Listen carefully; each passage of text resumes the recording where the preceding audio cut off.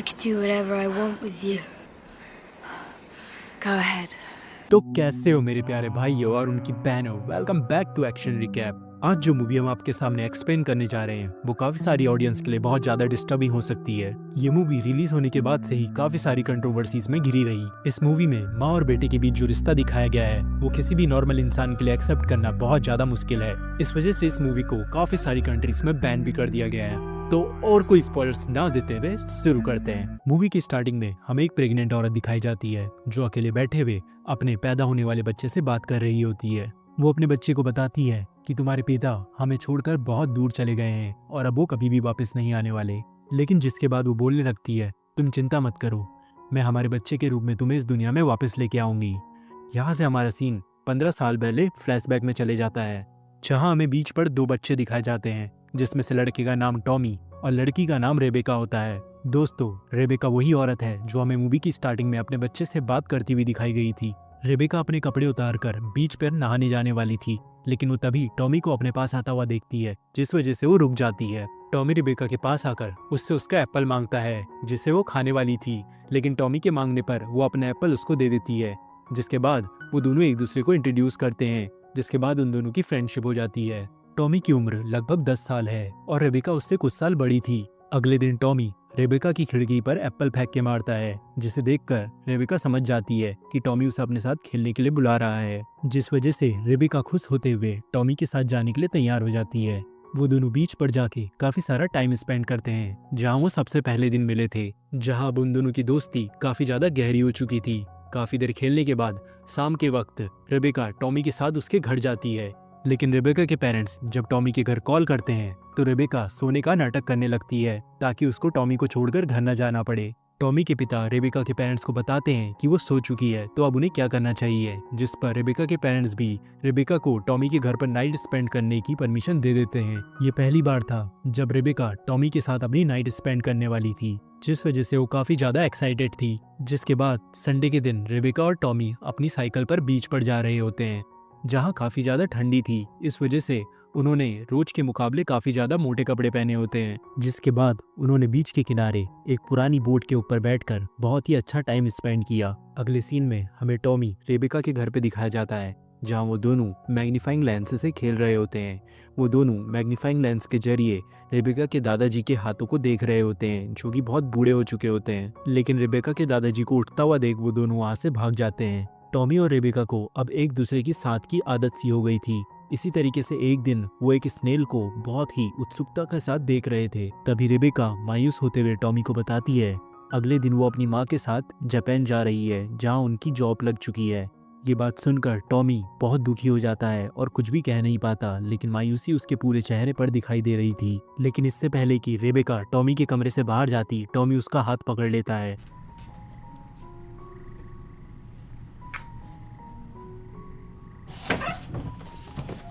अगले दिन जब रेबेका नहा रही होती है तभी उसे टॉमी का कॉल आता है, जो उससे कहता है कि वो जाने से पहले उसका इंतजार करे, वो उसको अलविदा कहने के लिए जरूर आएगा। जो सुनकर रेबेका बहुत ज़्यादा खुश हो जाती है। रेबेका जाने से पहले अपने दोस्त टॉमी से मिलने के लिए बहुत ज़्यादा खुश होती है, लेकिन टॉमी अपना प्रॉमिस तोड़ देता है और वो उससे मिलने के लिए नहीं आता, जो देखकर रेबेका को बहुत दुख होता है और उसको इसी तरीके से अपने दोस्त से बिना मिले वहाँ से जाना पड़ता है। इसके बाद हमारा सीन कई सालों आगे शिफ्ट हो जाता है, जहाँ रेबेका बड़ी हो चुकी थी और अपने होम टाउन वापस आती है। यहाँ अब वो अपने घर में अकेले रह रही होती है, क्योंकि उसके दादाजी कुछ समय पहले गुजर चुके हैं। बिना देरी करे रेबेका उसी दिन टॉमी से मिलने के लिए उसके घर के लिए निकल जाती है। टॉमी के घर पहुंचकर रेबेका को टॉमी की माँ दिखाई देती है, जिससे वो टॉमी के बारे में पूछती है। रेबेका को देखकर पहले तो टॉमी की माँ उसे पहचान नहीं पाती, लेकिन तभी उसे याद आता है कि रेबेका तो टॉमी की बचपन की दोस्त है, जिसके साथ बचपन में टॉमी खेला करता था। जिसके बाद रेबेका टॉमी से मिलने के लिए घर के अंदर जाती है, लेकिन वहाँ वो टॉमी की जगह एक अनजान लड़की को टॉमी के बेड पर लेटा हुआ देखती है। तभी वहाँ एक आदमी आता है और रेबेका को डांटता है कि वो बिना दरवाजा बंद किए अंदर क्यों आई। रेबेका पूछती है, मैं टॉमी से मिलने आई हूँ। आदमी जवाब देता है, मैं ही टॉमी हूँ। ये सुनकर रेबेका हैरान हो जाती है। टॉमी अब बड़ा हो चुका था और पहले से काफी ज्यादा बदल गया था। उसे यकीन नहीं होता कि रेबेका इतने सालों बाद सिर्फ उससे मिलने के लिए जापान से वापस आई है। टॉमी की गर्लफ्रेंड रोजी, जो वहाँ मौजूद होती है, सिर्फ चुपचाप उन दोनों की बातें सुन रही होती है। उसे महसूस होता है कि वो उन दोनों की बातों के बीच एक आउटसाइडर जैसी लग रही है। जैसे जैसे टॉमी और रेबेका की पुरानी यादों की बातें बढ़ती हैं, रोजी और ज्यादा जेलस होने लगती है। आखिर में वो वहां से गुस्सा होकर चले जाती है, लेकिन टॉमी को रोजी के जाने की कोई परवाह नहीं होती। वो सिर्फ रेबेका से अपनी पुरानी यादें शेयर करना चाहता था। दोनों अपनी अलग अलग लाइफ एक्सपीरियंस के बारे में बात करने लगते हैं, लेकिन रेबेका अभी भी टॉमी के सामने अपने सारे जज्बात बताने के लिए तैयार नहीं थी। इस वजह से वो ज्यादा देर तक टॉमी से बात नहीं कर पाती। वो ज्यादा कुछ नहीं बोलती और वहां से चले जाती है। अगले दिन टॉमी बारिश को एंजॉय कर रहा होता है, तभी वहां उसके पास रेबेका पहुंच जाती है। टॉमी को इस तरीके से मस्ती करता देख रेबेका को अपने बचपन के दिन याद आ जाते हैं, जिसके बाद वो दोनों एक साथ बीच पर घूमने के लिए जाते हैं। वहां पहुंचकर टॉमी अचानक से अपने सारे कपड़े रेबेका के सामने ही बिना किसी झिझक के खोल देता है और समुंदर की तरफ भागने लगता है। अपने सबसे करीबी दोस्त की ये हरकत देखकर रेबेका जोरों से हंसने लगती है। रात को उन्होंने डिसाइड किया कि आज वो डिनर साथ में करेंगे। रेबेका के घर पे टॉमी बड़े ही शौक से खाना खा रहा होता है, जो कि रेबेका ने उसके लिए बनाया था, लेकिन रेबेका सिर्फ टॉमी का चेहरा ही देखे जा रही थी। तभी अपनी चुप्पी को तोड़ते हुए रेबेका टॉमी से सवाल पूछती है, जो कि कई सालों से उसके मन में था। वो टॉमी से कहती है, मेरे जापान जाने से एक दिन पहले तुम्हारा कॉल आया था और तुमने मुझे वादा किया था कि तुम मेरे जाने से पहले मुझे अलविदा कहने के लिए जरूर आओगे। उस दिन मैंने काफी देर तुम्हारा इंतजार किया, लेकिन तुम मुझे अलविदा कहने के लिए नहीं आए। जिस पर टॉमी कहता है, तुम्हारे जाने के दुख में मैं काफी देर रात तक सो नहीं पाया, जिसकी वजह से सुबह मैं ज्यादा देर तक सो गया और तुम्हें अलविदा कहने के लिए समय पे नहीं पहुंच पाया। अपनी बचपन की यादें याद कर कर उन दोनों के दिल में जो एक दूसरे के लिए इमोशन, जज्बात उन्होंने छुपा के रखे थे, वो अचानक से बाहर आ जाते हैं, जिसके बाद वो दोनों देखते ही देखते एक दूसरे के काफी ज्यादा करीब आ जाते हैं। इसी तरीके से रेबेका और टॉमी एक दिन साथ में ट्रिप में जाने का डिसाइड करते हैं। सफर के दौरान रेबेका को जोरों से वॉशरूम जाना होता है, जिस वजह से वो टॉमी से गाड़ी रोकने के लिए कहती है। टॉमी एक ऐसी जगह पर गाड़ी रोकता है जहां लंबी घास और झाड़ियां होती है। रेबेका जल्दी से नीचे उतरती है, पर जैसे ही वो रिलीव होने वाली होती है, एक ऐसा हादसा होता है जिसकी कल्पना रेबेका ने कभी सपनों में भी नहीं करी होगी।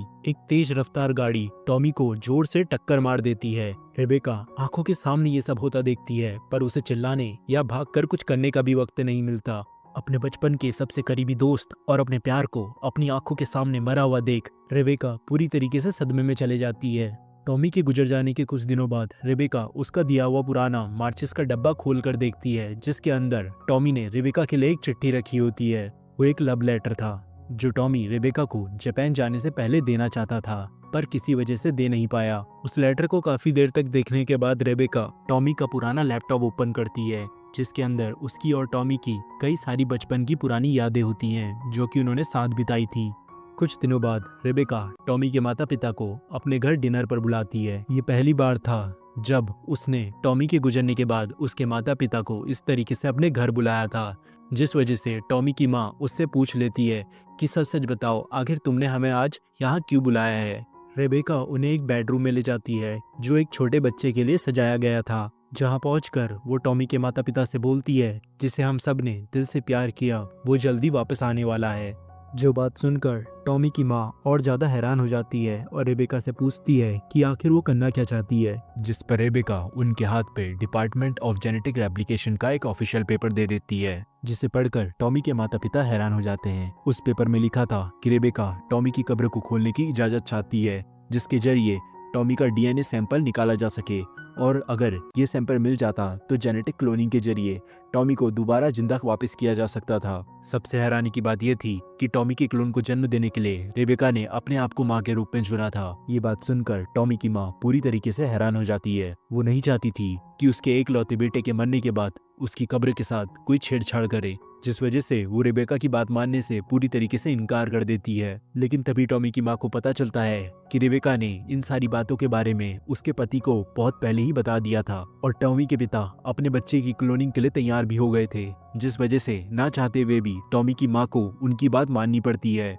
लेकिन जाते जाते वो रेबेका से कहती है, अगर तुम सच में टॉमी के क्लोन को जन्म देना चाहती हो तो इस कमरे का रंग चेंज कर दो, क्योंकि उसको व्हाइट रंग ज्यादा पसंद है। अगले दिन टॉमी के पिता रेबेका के हाथ में कुछ डॉक्यूमेंट देते हैं, जिनमें उनके और उनकी वाइफ के साइन होते हैं। इन डॉक्यूमेंट में टॉमी की कब्र को खोल के उसका डीएनए निकालने की परमिशन होती है, जहां हम उनके चेहरे पे नाराजगी साफ साफ देख पाते हैं। लेकिन रेबेका की जिद की वजह से उनको उसे इजाजत देनी पड़ती है। रेबेका उनसे कहती है क्या आप चाहते हैं मैं यहाँ से कहीं दूर चले जाऊं? जिस पर टॉमी के पिता कहते हैं नहीं, तुम्हें ऐसा करने की कोई भी जरूरत नहीं। टॉमी को समुद्र बहुत ज्यादा पसंद था और मैं चाहता हूँ कि टॉमी का क्लोन भी यहीं पैदा हो क्योंकि उसे भी ये समुद्र बहुत ज्यादा पसंद आएगा। जिसके बाद रेबेका टॉमी की ग्रेव पे जाती है और वहाँ अपना टाइम स्पेंड करती है। वो मन ही मन सोचती है कि उसने कभी भी नहीं सोचा था कि वो जिंदगी में कभी इतना बड़ा कदम उठाएगी। जिसके बाद वो समुद्र किनारे जाती है और टॉमी की याद में टॉमी की तरह अपने सारे कपड़े खोलकर समुद्र की तरफ दौड़ लगा देती है। जिसके बाद हमारा सीन चेंज होता है और अगले सीन में हमें दिखाया जाता है कि डिपार्टमेंट ऑफ जेनेटिक रेप्लिकेशन ने टॉमी की क्लोनिंग की तैयारी शुरू कर दी होती है, जहां एक साइंटिस्ट टॉमी की कब्र में से निकाले हुए डीएनए को रेबेका के गर्भ में ट्रांसप्लांट कर देती है। जिसके बाद रेबेका एग्रीमेंट के सारे डॉक्यूमेंट साइन करके डिपार्टमेंट से जाने लगती है, लेकिन रेबेका को नहीं पता होता कि टॉमी की एक एक्स गर्लफ्रेंड इसी डिपार्टमेंट में काम करती है और उसको इन सारी बातों के बारे में पता चल जाता है। काफी महीने बीत जाते हैं और रेबेका की प्रेगनेंसी अब 8 महीने की पहुंच चुकी थी, लेकिन आज भी रेबेका टॉमी को हर रोज याद करती है, जिसकी वजह से वो कभी भी उसकी ग्रेव पर जाना नहीं भूलती। लेकिन टॉमी की कब्र अब पहले की तरह खूबसूरत नहीं रही। डीएनए सैंपल निकालने के लिए डिपार्टमेंट ऑफ जेनेटिक रेप्लिकेशन ने टॉमी की ग्रेव के साथ काफी ज्यादा छेड़खानी करी थी, जिस वजह से वो ग्रेव पूरी तरीके से टूट चुकी है। अब जैसे जैसे दिन बीतते जा रहे थे वैसे वैसे रेबेका की डिलीवरी की डेट नजदीक आ रही थी और आखिरकार वो दिन आ ही गया जब रेबेका अपने क्लोन बेबी को जन्म देने वाली थी। बच्चा काफी बड़ा था, इस वजह से डॉक्टर ने सर्जरी करने का फैसला लिया। ऑपरेशन सक्सेसफुल रहा और वो बच्चा स्वस्थ और सुरक्षित पैदा हुआ। कुछ दिन बाद एक सुबह जब रेबेका वॉक पर गई तो उसके कुछ पड़ोसी जो उसी की तरह नए माँ बाप बने हैं उसे अपने साथ टाइम स्पेंड करने के लिए इनवाइट करते हैं। पर रेबेका अपने बच्चे के साथ ज्यादा से ज्यादा टाइम स्पेंड करना चाहती थी, इसलिए वो उनका इनविटेशन डिक्लाइन कर देती है। रेबेका ने अपने क्लोन बेबी का नाम उसके पिता टॉमी की ही तरह टॉमी रखा, एक नया टॉमी, टॉमी जूनियर, जो उसके लिए सिर्फ बच्चा नहीं उसका पूरा पास्ट था। वो उस क्लोन्ड बच्चे से एक माँ की तरह प्यार करती थी। उसे उस बच्चे से बहुत लगाव था, जैसे किसी भी माँ को अपने बच्चे से होता है। जब टॉमी जूनियर भूखा होता तो रेबेका उसे अपना दूध पिलाकर शांत करती थी, वो भी बिना किसी झिझक के। इसी तरीके से दिन बीत रहे थे, लेकिन हम देख पाते हैं कि रेबेका जानबूझकर टॉमी जूनियर को बाहर की दुनिया से दूर रखती थी। वो नहीं चाहती थी कि लोगों को इस बात का पता लगे कि टॉमी जूनियर एक क्लोन्ड ह्यूमन है। उसके मन में एक अजीब सा डर था कि लोगों को अगर सच्चाई का पता चला तो उसके बच्चे को अजीब नजरों से देखेंगे। दिनों के साथ महीने बीते और महीने साल बन गए। टॉमी जूनियर अब 5 साल का हो चुका था। उसका टॉमी से मिलता जुलता चेहरा देख के हर कोई हैरान हो जाता था। रेबेका के लिए तो ये मूवमेंट उसको उसके पास्ट की याद दिला देता था। हर बार जब वो टॉमी जूनियर को देखती थी तो उसको अपने बचपन के प्यार ओरिजिनल टॉमी की याद आ जाती थी। उसे लगता है जैसे कि वो एक टाइम लूप में हो, जहां वो अपने गुजारे हुए पास्ट के मूवमेंट को दोबारा से जी रही थी। एक दिन रेबेका डिसाइड करती है कि वो टॉमी को उसके बायोलॉजिकल फादर के बारे में बताएगी। वो टॉमी को बताती है कि उसके पिता भी बाकी सारे बच्चों के पिता की तरह ही थे, लेकिन अफसोस वो एक कार एक्सीडेंट में मारे गए। इसी बीच टॉमी का एक नया दोस्त भी बनता है जिसका नाम एरिक था। टॉमी एरिक को रेबेका से मिलाने के लिए अपने घर लेके आता है, जहाँ वो रेबेका से पूछता है, मॉम, एरिक क्या आज रात हमारे घर पे ही रुक सकता है? जिस पर रेबेका भी अपनी मंजूरी दे देती है। दोस्तों, एरिक के लंबे बालों की वजह से लोग उसे लड़की समझते हैं, लेकिन असलियत में वो एक लड़का है। एक दिन रेबेका टॉमी और एरिक को जंगल में साइकिल चलाता हुआ देखती है। वो दोनों एक प्यारे से खरगोश को देखने के लिए रुके होते हैं। वो खरगोश उनकी ही एक पड़ोस की लड़की के हाथ में होता है। उस लड़की की अपीयरेंस एक सफेद अल्बाइनो जैसी थी और उस लड़की का नाम बिया था। थोड़ी देर बाद जब बिया वहाँ से जाने लगती है तो रेबेका उसे रोक कर उसे अपने घर पे खेलने के लिए इनवाइट करती है, लेकिन बिया रेबेका को मना कर वहां से चले जाती है। तभी टॉमी बोलता है कि उसे कुछ अजीब सी स्मेल आ रही थी और वो एरिक से पूछता है क्या वो भी उस स्मेल को सूंघ सकता है। जिस पर रेबेका हैरान होते हुए टॉमी से पूछती है कि वो किस स्मेल की बात कर रहा है। जिस पर टॉमी कहता है क्या मॉम आपको नहीं पता कि क्लोन्स में से कुछ अजीब सी स्मेल आती है, जो स्मेल बिल्कुल विंडो क्लीनर की जैसी होती है और वो उस स्मेल को सूंघ सकता है। दोस्तों, यहाँ हमें पता चलता है कि टॉमी इस यूनिवर्स में एक लौता क्लोन नहीं है। यहाँ उसके जैसे और भी बहुत सारे क्लोन हैं और बिया उन्हीं क्लोन में से एक है, जिसकी वजह से टॉमी को ऐसी अजीब सी स्मेल आ रही थी। लेकिन रेबेका ये सोच के हैरान थी कि उसने तो टॉमी को कभी भी क्लोन्स के बारे में नहीं बताया, तो आखिर उसको इतनी सारी बातें कहाँ से पता चली। एक दिन रेबेका टॉमी के स्कूल में एक मीटिंग के सिलसिले में जाती है। तब वहाँ मौजूद बाकी सभी पेरेंट्स रेबेका को डांटने लगते हैं और बोलते हैं क्या वो नहीं जानती कि बिया एक क्लोन है, जिस वजह से वो नहीं चाहते कि बिया उनके बच्चों के साथ खेले। लेकिन उसके बाद भी रेबेका ने बिया को अपने घर पर खेलने के लिए इनवाइट किया।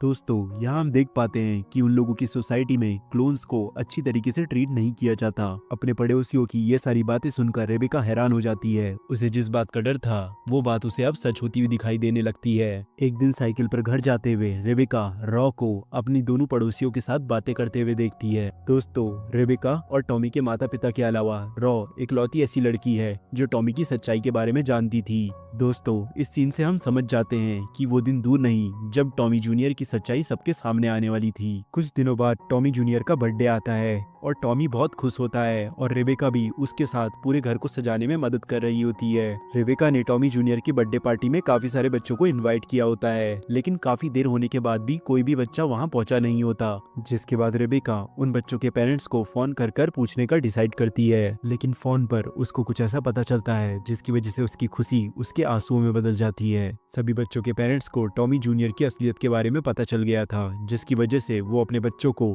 टॉमी की बर्थडे पार्टी में भेजना नहीं चाहते।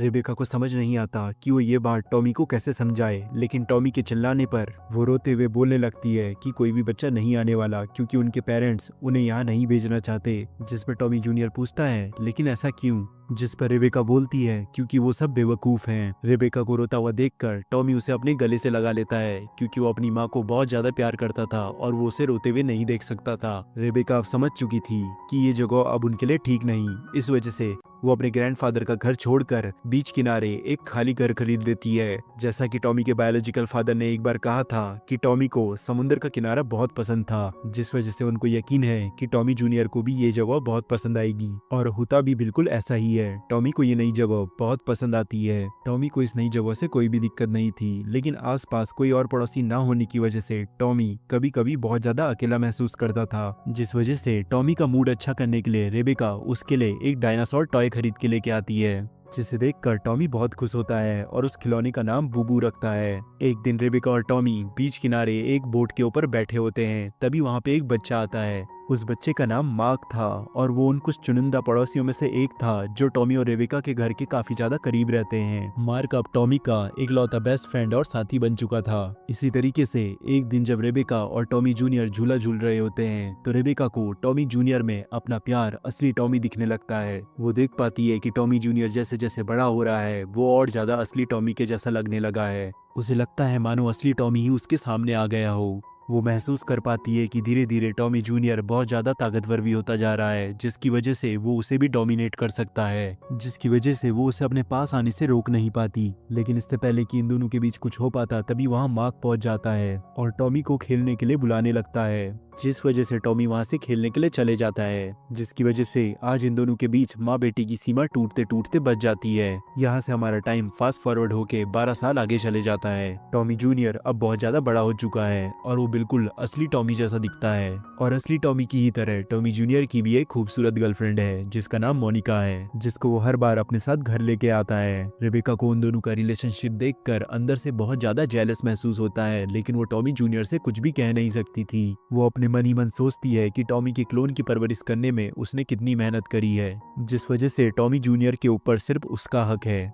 लेकिन टॉमी जूनियर को किसी दूसरी लड़की के साथ देखकर उसको बहुत बुरा लगता है। टॉमी और मोनिका का रिलेशनशिप अब बहुत ज्यादा बढ़ता जा रहा था, जहां एक दिन टॉमी रेबेका से मोनिका को उनके घर पे रुकने की परमिशन मांगता है, जिसके लिए रेबेका ना चाहते हुए भी टॉमी को इनकार नहीं कर पाती, लेकिन इस बात की वजह से वो मन ही मन बहुत ज्यादा दुखी होती है। इसी तरीके से एक दिन जब मोनिका घर पे नहीं होती तो रेबेका जाकर टॉमी के बिस्तर में उसके साथ सो जाती है। टॉमी पहले तो उसे मोनिका समझता है, लेकिन जैसे ही उसे एहसास होता है कि ये मोनिका नहीं उसकी माँ रेबेका है, तभी वो उस बिस्तर में से उठ जाता है। तभी वहाँ मोनिका भी पहुंच जाती है, लेकिन रेबेका अभी भी सोने का नाटक कर रही थी, जिसकी वजह से वो दोनों रेबेका को सोया हुआ समझकर उसके सामने ही इंटीमेट होने लगते हैं। लेकिन रेबेका ये सारा नजारा अपनी आंखों से देख रही थी और उसको अंदर ही अंदर बहुत ज्यादा जेलस महसूस हो रहा था, लेकिन वो चाहते हुए भी ये सब रोकने के लिए कुछ भी कर नहीं पा रही होती। एक सुबह ये तीनों नेट के साथ मजे कर रहे होते हैं, तभी टॉमी अपने पास लाया हुआ नेट रेबेका के ऊपर डालकर मजाक करने लगता है, लेकिन मजाक मजाक में ही ये दोनों एक दूसरे के काफी ज्यादा करीब आ जाते हैं और मोनिका की आंखों के सामने ही गलत गलत हरकतें करने लगते हैं। और रेबेका को इस बात के लिए इनकार ना करते हुए देखकर मोनिका वहाँ से शॉप में चले जाती है। मोनिका ने सोचा कि टॉमी ने जो कुछ भी किया है उसे उस बात के लिए बुरा जरूर लग रहा होगा, जिसके लिए वो माफी जरूर मांगेगा, लेकिन टॉमी को इस बात की कोई भी फिक्र नहीं होती क्योंकि उसके लिए ये एक नॉर्मल चीज थी। रेबेका ने उसे बहुत अलग तरीके से पाला होता है, जिस वजह से वो इस तरीके के बर्ताव को गलत नहीं समझता था। जिसके बाद मोनिका रेबेका से जाके पूछती है कि आखिर वो चुप क्यों रही, उसने टॉमी को ऐसा बर्ताव करने के लिए मना क्यों नहीं किया। लेकिन रेबेका के पास देने के लिए कोई भी जवाब नहीं था। रेबेका को अभी सच को छुपाना ही बेहतरीन लग रहा था, जिसकी वजह से मोनिका की क्यूरियोसिटी और ज्यादा बढ़ जाती है। उसके कुछ हफ्तों बाद एक दिन अचानक टॉमी की बायोलॉजिकल मदर उनसे वहां मिलने के लिए आती है।